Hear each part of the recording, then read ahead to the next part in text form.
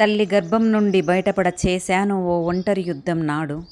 సంఘజీవిగా బ్రతకటం కోసం చేస్తున్న ఓ ఒంటరి యుద్ధం నేడు. పుర్రెకొక బుద్ధి జివ్వకొక రుచి అన్నట్లు ఉన్నది లోకం తీరు. పక్కవారే పలకరింపులకు నోచుకోరు. నిప్పుల కొలిమిలో కాలుతున్న ఇనుప ముక్కని నేను. చదువుకున్న వారికి సర్కారు కొలువు అందని చుక్కాయే.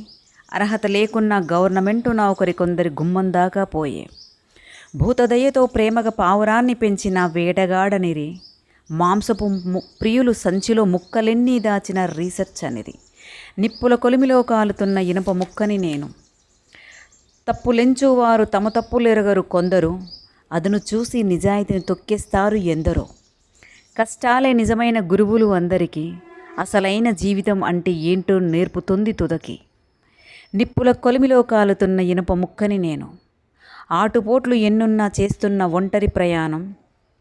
నా పడవకు నేనే చుక్కానిగా మారి చేస్తున్న సాయం.